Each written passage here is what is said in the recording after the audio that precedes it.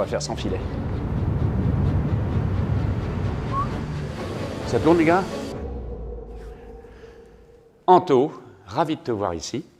Merci Loïc, bonjour. Bonjour. Qu'est-ce que c'est que cette histoire d'aller faire un tour du monde en solo sur ces engins-là? Quelle histoire c'est je sais pas dans quelle aventure je me suis lancé. Une histoire un peu folle.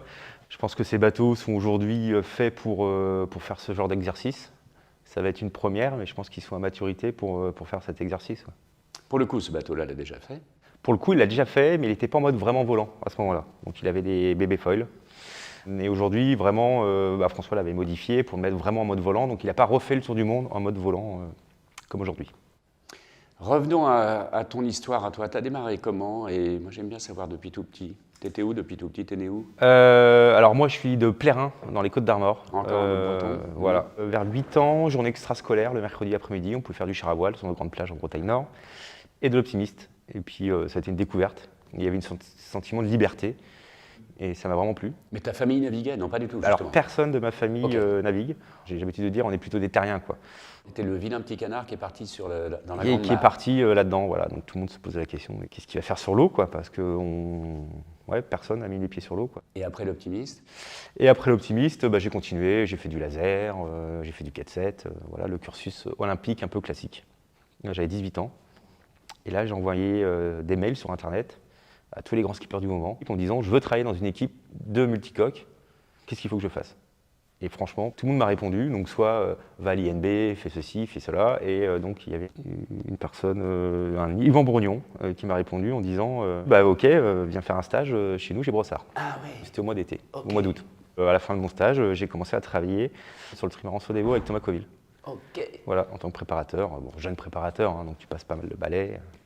Et ensuite, tu es devenu autonome assez. Tu voulais. Après, je Mais connaissais. ton objectif, c'est quoi à ce moment-là? Je connaissais pas trop la course au large. J'étais très olympisme, voilà. Et en étant chez Brossard, d'ailleurs, j'ai rencontré un ancien collègue d'optimiste qui était Adrien Hardy. Il avait un Mini 650. Il voulait faire la Mini Transat. Et je connaissais pas du tout ce circuit-là, ce milieu-là, et voilà.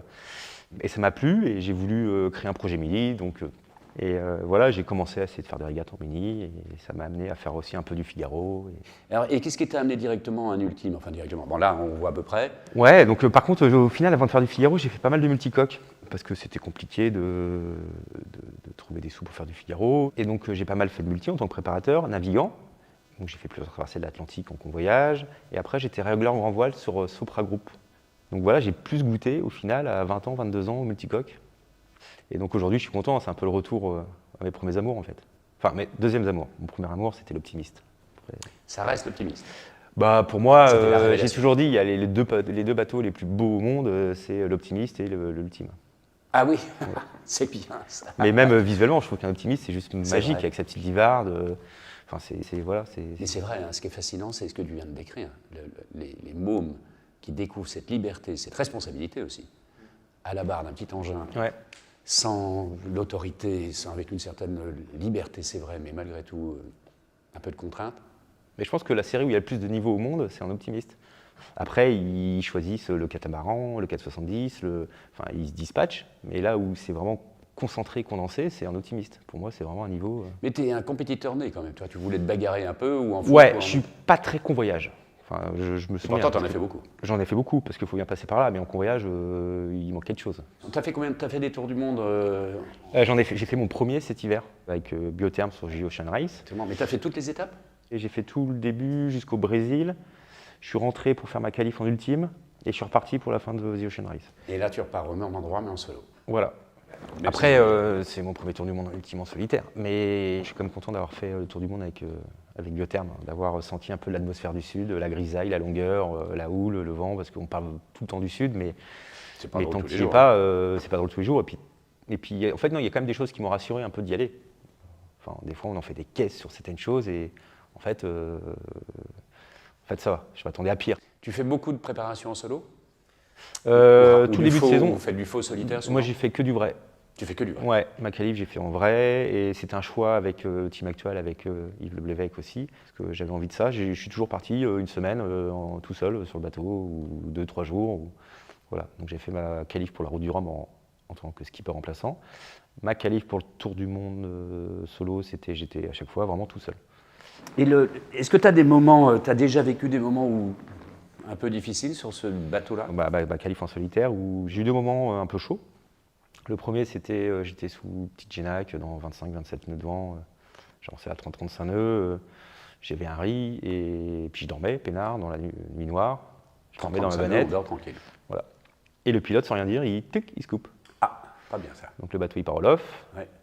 Donc je me réveille un peu. Partir au lof, ça veut dire, ceux qui ne savent pas, c'est le bateau qui tourne tout seul. Il tourne tout seul et il va chercher le face au vent. Mais sauf que quand on est avec des voiles de portant pour aller chercher le face au vent, il y a un moment un peu critique où il s'agit de beaucoup. Oui.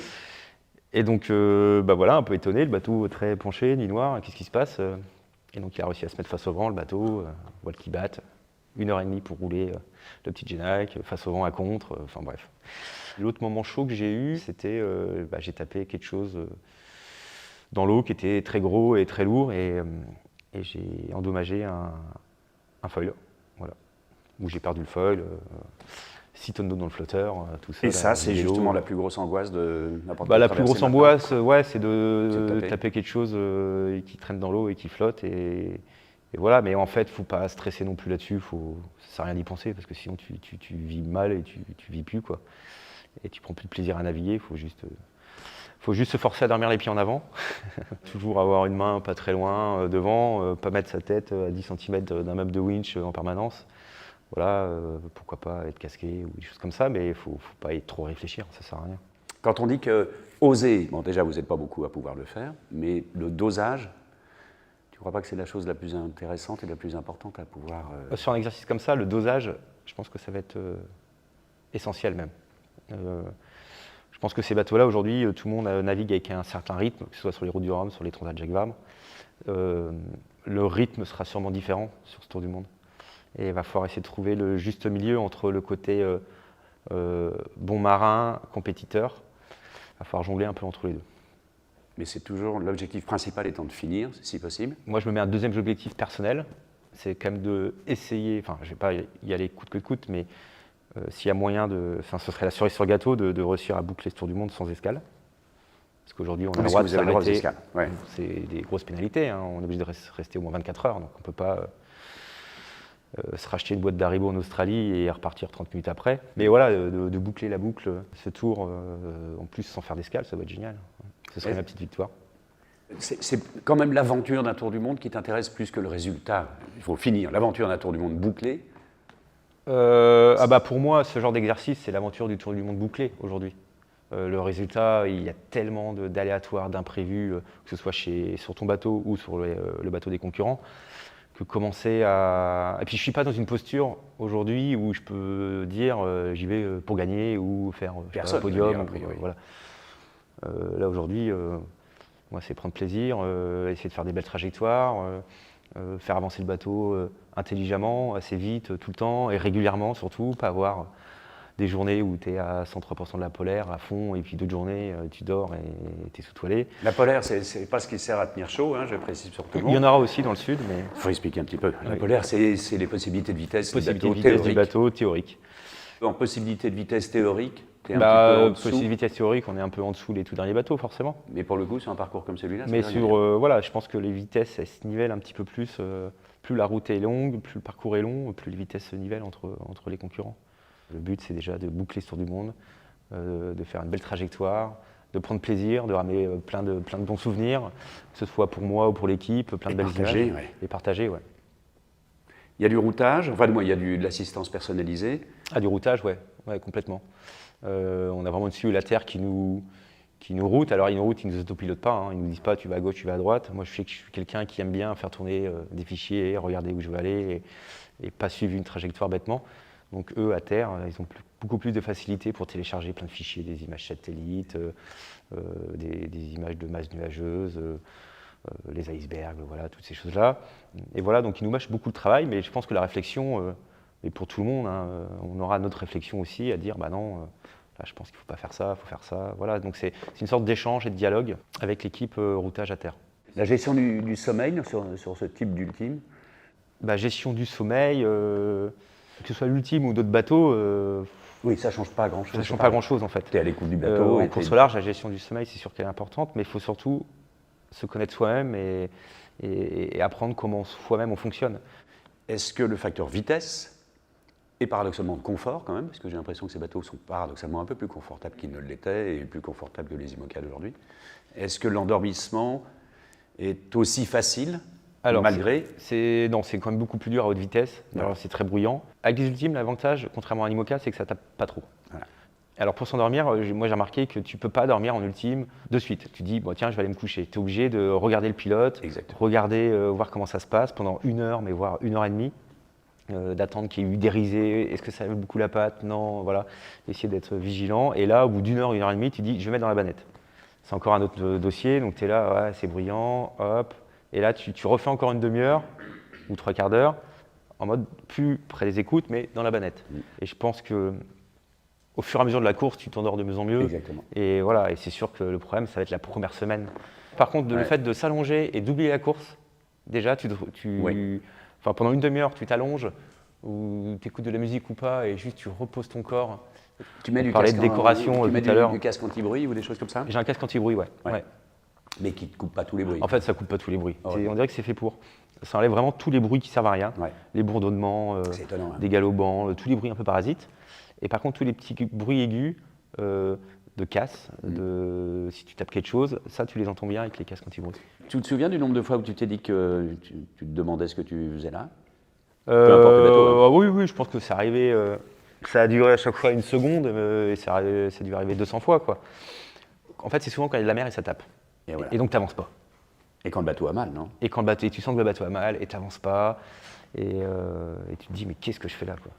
Pourquoi je m'inflige ça? Mais tu oublies vite, Ouais. même avant l'arrivée. Hein. Bien Dès le sûr. lendemain, tu as les bonnes conditions, tu es là, mais heureusement que je suis là. Voilà. Ou quelques heures après, je sais pas, le front est passé, et voilà. La gestion d'une équipe, c'est un poids supplémentaire pour un skipper? La gestion de l'équipe, moi je suis chanceux parce que c'est pas moi qui m'en occupe. Donc voilà, c'est justement Yves qui m'a gentiment prêté son bateau, donné son bateau pour le Tour du Monde. C'est vraiment lui qui gère ça et qui sait bien gérer ça, et il trouve aussi une passion à gérer une équipe. Ça, c'est super. Et voilà, c'est génial, c'est super. C'est une vraie libération. Hein. Donc moi, je gère pas trop ce côté-là. Par contre, je sens une responsabilité vis-à-vis de l'équipe de garder, on va dire, en vie leur outil de travail. Et voilà, je pense que c'est important de prendre soin de l'outil de travail commun qu'on a tous. Un truc qu'on n'a pas abordé, c'est cette notion un peu exceptionnelle, malgré tout. Oui, non, mais c'est forcément, j'arrive pas à le dire parce que, en fait, je me force à pas dire que c'est fou, que c'est exceptionnel, machin. Mais inconsciemment, c'est peut-être pour pas me mettre trop de pression. Exactement. Et je préfère plutôt banaliser la chose. Alors, c'est peut-être pas très bien médiatiquement parlant, mais moi, mentalement parlant, c'est une sorte de, je sais pas, de défense ou de manière de. C'est déjà ma préparation psychologique pour ce tour du monde-là, c'est de désacraliser ou banaliser un peu Je vois ce parfaitement tour ce que du tu veux monde. dire. Ce que je vais faire, c'est normal, mais normal dans mon évolution professionnelle. Enfin, normal, c'est une chance Mais pour être. pharaonique Mais c'est vrai, mais d'un autre côté, quand on analyse le truc, c'est pas la première fois que des multis vont faire des tours du monde en solo. C'est pas la première fois que des marins vont le faire. Ouais. C'est la première fois que des bateaux aussi rapides le font. On est Ouais. d'accord. Il y a potentiellement moins de risques Aujourd'hui, de faire une roue du Rhum sur un Les Normand. projets, les bateaux sont matures pour faire ce genre d'exercice. Les marins aussi. Et si les bateaux ne seraient pas matures pour faire ça, on ne le ferait pas. Si tout le monde décide de faire cet exercice, c'est que c'est jouable. Ce que je me dis, hein. Enfin, sinon, je me suis. Bien sûr que c'est jouable. Et vous allez nous faire rêver, les gars, une fois de plus. Ouais. Mais après, Si, ça c'est pas mal. C'est la après, il manière de partager. y a deux manières de faire un tour du monde aussi. Moi, j'ai envie de faire un tour du monde et réussir à le faire, mais à des vitesses élevées. Enfin, réussir à avoir la sensation d'avoir tiré dessus. Je n'ai pas non plus envie de faire un tour du monde et me dire « Ah ouais, c'est bon, j'ai fait le tour de la planète en solitaire », mais au ralenti, histoire d'absolument le faire. Ce qui n'est pas le cas sur le Vendée Globe, on est d'accord, où il y a... Et bah, il y a des choix aussi. Il y a des choix. Voilà. Et je pense que tous les gens qui sont en ultime, tout le monde a le même choix. Oui. Bah, j'y vais en mode compétiteur et je tire sur le bateau, quoi. Merci, Anto. Bah, merci à toi.